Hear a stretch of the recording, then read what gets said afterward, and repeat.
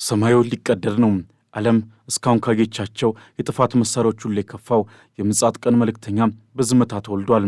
ይህ ተራ ሚሳኤል አይደለም፣ በሰማይ ላይ የሚበር የሞት አምላክ እንጂ። የሰው ልጅ የታሪክ ምዕራፍ ሊዘጋ፣ ምድርም ወደ ቀድሞ የድንጋይ ዘመን ልትመለስ ጥቂት ሰከንዶች ብቻ ቀርተዋል።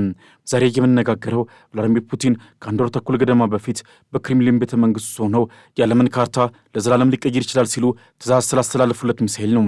ቡሬቬዝኒክ የተባለው ስሙ ብቻ ለጠላቶቹ ሽብርን የሚዘራ በምዕራባውያን ዘንድ ደግሞ ስካይፎል ወይም የሰማይ ስባሪ ተብሎ የሚጠራው የአውዳሚ መሳሪያ በሩሲያ ሰማይ ስር ክንፎቹን ዘርግቷል። የሩሲያ የጦር ኃይሎች ጠቅላይ አዛዥ ጀኔራል ቫለሪ ገራሲሞቭ በፈረንጆቹ ጥቅምት 28 ለፕሬዚዳንቱ የሰጡት ሪፖርት መላውን ዓለም በአንድ ሌሊት እንቅልፍ የሚነሳ ነበር። ጌታዬ፣ ቡሬቬዝኒክ 14000 ኪሎ ሜትሮችን በ15 ሰዓታት ውስጥ አቆራርጧል። ይህ ግን ገና ጅማሬው ነው፣ ገደብ የለውም ሲሉ ተናግረው ነበር።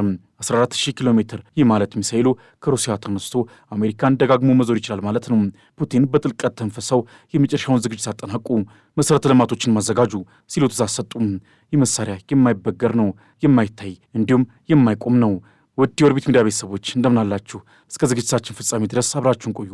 ወቅታዊ ዓለም አቀፍ መረጃዎችና ትንታኔዎች ሊደርሱ ቻናላችንን ሰብስክራይብ ማድረግ የማይርሱ።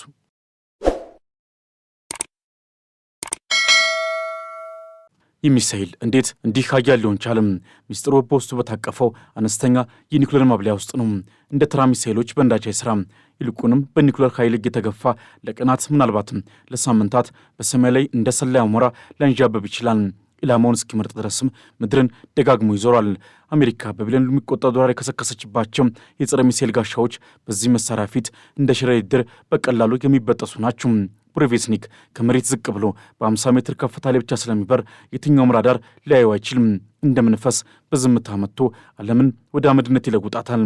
ሩሲያ ይህን አውዳሚ ኃይል አሁን ያሳገችው ምክንያት ነው።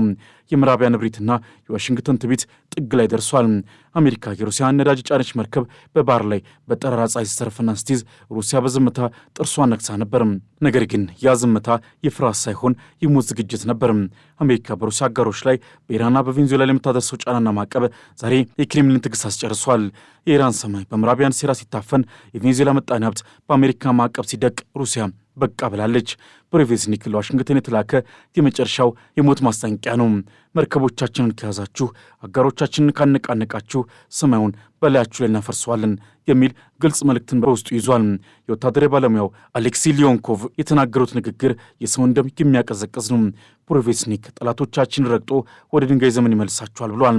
ይህ ሚሳኤል ስራውን የሚጀምረው ሌሎች ግዙፍ የኒኩሌር መሳሪያዎች ምድርን ካናጎጡ በኋላ ነው። የተረፉትን የጠላት ጦር ሰፈር፣ የኃይል ማመንጫዎችና የከተማ ፍርስራሾችን ድምጥማጣቸውን አጥፍቶ በምድር ላይ የሕይወት ምልክት እንዳይኖር ያደርጋል። ይህ የሩሲያ የመጨረሻው የድል ካርድ ነው። አንድ ጊዜ ከታጠቀው የኒኩሌር ማብለያ የሚወጣው ጨረር በሚሳኤሉ የጉዞ መስመር ላይ ሁሉ የሞት ጥላን እያጠላ ያልፋል። አሜሪካና አጋሮቿ በዚህ ዜና ክፉኛ ደንግጠዋል። በ2019 በነጭ ባህር ላይ በተደረገው ሙከራ 5 የሩሲያ ሳይንቲስቶች ሕይወታቸውን ሲያጡ ምዕራባውያን ፕሮጀክቱ ከሽፏል ብለው በደስታ ዘለው ነበር። ፑቲን ግን ለሳይንቲስቶቹ መበለቶች ከፍተኛውን የሽብር ሽልማት ሲሰጡ ዓለም አምሳያ የሌለው መሳሪያ ታያለች ብለው ቃል ገብተው ነበር። ዛሬ ያ ቃል እውን ሆኗል። በቮሎግዳ 20 በተባለው ድብቅ የኒኩሌር ማከማቻ ስፍራ ቡሬቬዝኒክ ለጥቃት ተዘጋጅቶ ተቀምጧል። ከሞስኮ በስተሰሜን 475 ኪሎ ሜትር ርቀት ላይ የሚገኘው ቦታ የዓለም የጥፋት ማዕከል ለመሆን ተቃርቧል። የሩሲያ ወታደራዊ ልምምድ ግን በዚህ ብቻ አላበቃም። የሞስኮ የኒኩሌር 3 ማዕዘን ሙሉ በሙሉ እንዲቀሳቀስ ተደርጓል። ግዙፍ የባህር ውስጥ የጦር መርከቦች ከባረንትስ ባህር ስር ሆነው የኒውክሌር ሚሳኤሎችን ሲተኩሱ፣ በሰማይ ላይ ደግሞ ቱ-95 የተባሉ የሩሲያ ስትራቴጂክ ቦምብ ጣይ አውሮፕላኖች ክንፎቻቸውን ዘርግተው የምጽአት ደወል እየደወሉ ነው። አሜሪካ ከያዘችባት ነዳጅ ጫኝ መርከብ ጀርባ ሩሲያ የዓለምን የኃይል ሚዛን የሚገለብጥ የሚሳኤል ናዳ አዘጋጅታለች። ዓለም ሆይ ተመልከቺ። በኢራን አደባባዮች የሚሰማው የተቃውሞ ድምፅና በቬንዙዌላ የሚታየው የኢኮኖሚ ውድቀት በሩሲያ ብረት ለበስ ክንድ ምላሽ ሊሰጠው ነው። ዋሽንግተን የያዘችው መርከብ ምናልባትም የሶስተኛው ዓለም ጦርነት መጀመሪያ ሊሆን ይችላል። ቡሬቬዝኒክ ሰማይ ላይ ከዋለለ የትኛውም የዓለም ጥግ ሰላም አይኖረውም። የሚሳኤል ለቀናት በሰማይ ላይ የዞረ ጠላቶቹን ያሳደደ በመጨረሻም ታሪክን የሚቀብር እሳትን ይተፋል። ምዕራቢያን ሆይ የሩሲያን ድንበር ስደፍሩ አጋሮቿን አስታወቁና መርከቦቿን በባህር ላይ ሲዘርፉ እንዲህ ያለውን እሳት ጠብቁ ነበር። ዛሬ ቡሬቬዝኒክ በ100 ሜትር ከፍታ ላይ እየበረረ በራዳሮቻችሁ ስራ አድብቶ የመጨረሻውን ትዕዛዝ እየጠበቀ ነው ተብሏል። 14000 ኪሎ ሜትሮችን አልፏል።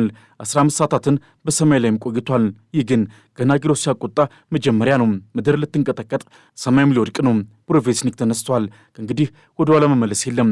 የሰው ልጅ ዕጣ ፈንታ በአንዲት ቀይ ቁልፍ ላይ ተንጠልጥሏል። ያቺ ቁልፍ ደግሞ በፑቲን እጅ ውስጥ ናት። የጥፋት ማዕበሉ እየመጣ ነው። በሞስኮ በረዷማ ምሽቶችና በክሬምሊን ጥልቁ ግድግዳዎች በስተጀርባ የሰው ልጅ ታሪክን ወደ አመድነት ሊቀይር የሚችል አንድ አስፈሪ ሚስጥር በዝምታ ሲታመም ቆይቷል። ዛሬ ግን ያ ሚስጥር ክንፍ አወጥቷል። ሰማዩ እንደ አሮጌ ጨርቅ ሲቀደድ፣ ምድሪቱም በብረትና በኒውክሌር እሳት ልትታጠብ ጥቂት ደቂቃዎች ብቻ ቀርቷል። ዓለም ሆይ ትንፋሽን ዋጪ። እስካሁን ያገሹ ጦርነትና መሳሪያ ሁሉ የልጆች ጨዋታ የሚመስልበት የምጽአት ቀን ነጋሪት በሩሲያ ሰማይ ላይ መጎሰም ጀምሯል። ይህ ቡሬቬዝኒክ ነው። ስሙ የማዕበል ወፍ ይባላል። ነገር ግን ይህ ወፍ ሰላምን ሳይሆን የሞት ጥላን ይዞ የሚበር የሲኦል መልእክተኛ ነው። ክሬምሊን ውስጥ ያለው ድባብ የጭንቀት ሳይሆን የትዕቢት ነው። ቭላዲሚር ፑቲን በአንድ ትልቅ ጠረጴዛ ዙሪያ ተቀምጧል። ፊታቸው ላይ የሚታየው እርጋታ ለዓለም ሰላም ሳይሆን ለጠላቶቻቸው ጥፋት የተዘጋጀ ነው። በጎናቸው የቆሙት ጀኔራል ቫለሪ ጌራሲሞቭ በግርማ ሞገስ የተሞላ ሪፖርት ማቅረብ ሲጀምሩ ድምፃቸው በክፍል ውስጥ ያስተጋባ ነበር። ጌታዬ፣ ታሪካዊ ድል ተመዝግቧል። ቡሬቬዝኒክ 14000 ኪሎ ሜትሮችን በ15 ሰዓታት ውስጥ አቆራርጧል። ይህ መሳሪያ ገደብ የለውም። ማንም ሊያስቆመው፣ የትኛውም ራዳር ሊያየው አይችልም። ፑቲን በጥልቁ ተነፈሱ። ይህ ዜና ለዋሽንግተን ለለንደንና ለፓሪስ እንደ መብረቅ ድንገተኛ ነበር። ጀኔራል ጌራሲሞቭ ይህ ገና ጅማሬው ነው፣ 15 ሰዓታት የቆየው ለሙከራ ነው እንጂ ገደብ የለውም ሲሉ በኩራት ተናገሩ። ፑቲንም ትዕዛዙን አስተላለፉ። የመጨረሻው ሙከራ አጠናቁ።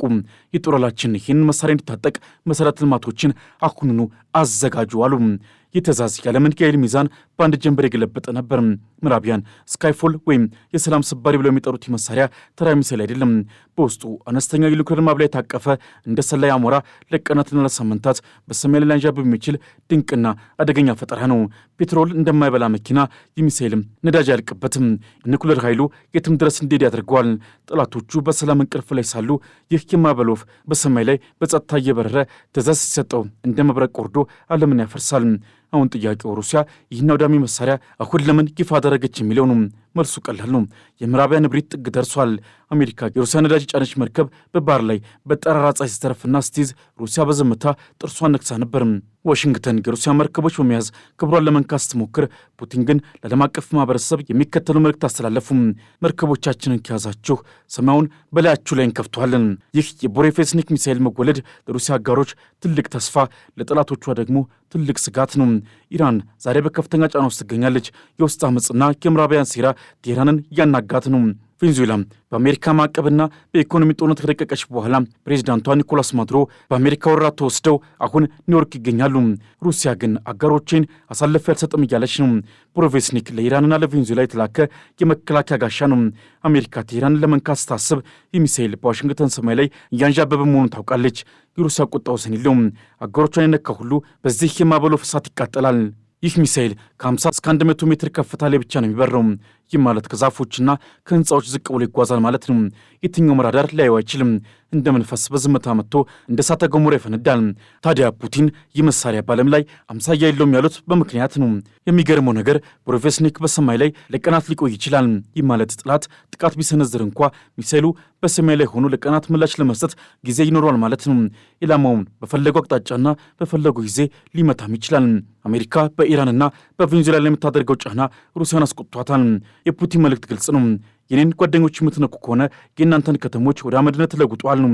ቡሬቬዝኒክ ተራ መሳሪያ ሳይሆን የሩሲያ ክብርና ሉዓላዊነት ምልክት ነው። ኒውክሌር ሪያክተሩ በሰማይ ላይ የሚተፋው ጨረር የጠላቶቻቸውን ዕጣ ፈንታ በአጭር ሰከንድ የሚወስን ነው። በሩሲያ ሰማይ ስር አዲስ ንጉሥ ተወልዷል። ይህ ንጉሥ ግን ዘውድ የለውም። ይልቁንም የኒውክሌር ሪያክተርና አውዳሚ ሚሳይል ነው። ስሙም ቡሬቬዝኒክ ነው። ሰማዩ ሲቀደድ ምድሪቱ ስትንቀጠቀጥ፣ ያን ጊዜ የምዕራባውያን እብሪት በፐርሺያና በሩሲያ ጥምረት ፊት ይበንባቸዋል። ታሪክ የተጻፈ ነው በደም በብረትና በኒውክሌር እሳት። ውድ ተመልካቾቻችን ሐሳብ አስተያየታችሁን እንደተለመደው በኮሜንት መስጫ ቦታ ላይ አስቀምጡልን። ቻናላችንን ሰብስክራይብ ማድረግ የማይርሱ። በቀጣይ ዝግጅት እስክንገናኝ ድረስ ሰናይ ጊዜ ይሁንላችሁ።